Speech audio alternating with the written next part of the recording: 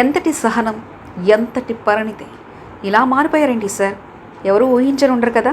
అసలు ఎక్కడా పొంతన కనిపించడం లేదే. ఎన్నికల ముందు పవన్ కళ్యాణ్కు, ఫలితాల తర్వాత జనసేన అధినేతలు అసలు ఎక్కడా పొంతన కనిపించడం లేదు. ఎంతటి సహనం, ఎంతటి పరిణితి! అసలు ఉప ముఖ్యమంత్రి అయిన తర్వాత ఇలా ఒక్కసారిగా పవన్ కళ్యాణ్లో వచ్చిన మార్పును చూసి సొంత పార్టీ నేతలే ఆశ్చర్యం వ్యక్తం చేస్తున్నారు. ఎన్నికల ముందు దూకుడుగా ఆవేశంతో ఊగిపోయే పవన్ కళ్యాణ్ అధికారంలోకి రాగానే ఎక్కడ మాట తుడడం లేదు. కనీసం ఆవేశానికి చోటు కల్పించకుండా వస్తున్నారు.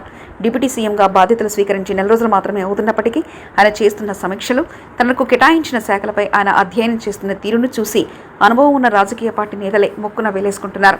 అనేకసార్లు మంత్రులుగా చేసిన వాళ్ళు కూడా ఇలా అధ్యయనం చేస్తూ సమీక్షలు నిర్వహిస్తూ అధికారులకు ఆదేశాలు జారీ చేయడం వంటి చేయడం లేదు. పంచాయతీరాజ్, గ్రామీణ అభివృద్ధి శాఖ కావడంతో పవన్ కళ్యాణ్ తనకు నచ్చిన అంశాలు కూడా అవడంతో ఆయన పూర్తిగా అందులో లీనమయ్యారు.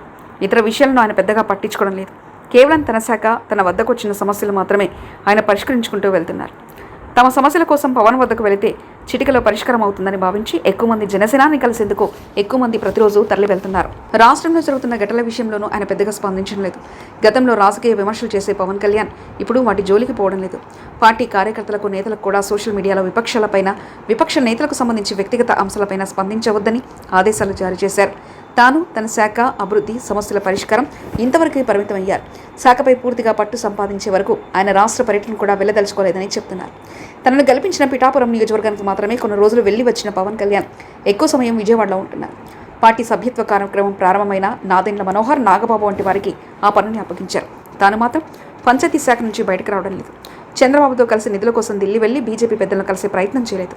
మరోవైపు ఉప ముఖ్యమంత్రి అయినా తాను కేవలం ఆ శాఖకు మాత్రమే పరిమితం అయ్యేవారు తప్పించి కనీసం ఇతర శాఖలో కూడా వేలు పెట్టడం లేదు. కనీసం చంద్రబాబును కలిసినా తన శాఖకు సంబంధించిన విషయాలు మాత్రం ప్రస్తావించలేదు. ఆయన మంత్రివర్గ సమావేశంలోనూ, అంబానీ కుమారుడు వివాహంలోనూ చంద్రబాబుతో కలవడం మినహాయించి ప్రత్యేకించి తానంతటి తాను వెళ్లి ముఖ్యమంత్రిని కలిసి చర్చించేందుకు సుముఖత చూపడం లేదు. ఇప్పుడు ధ్యాసంతా పంచాయతీరాజ్ శాఖపైనే.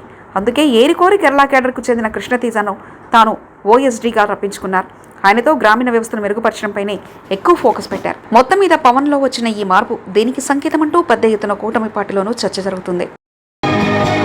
మరిన్ని కథనాల కోసం సబ్స్క్రైబ్ చేసుకోండి మీ అక్షర శిల్పం.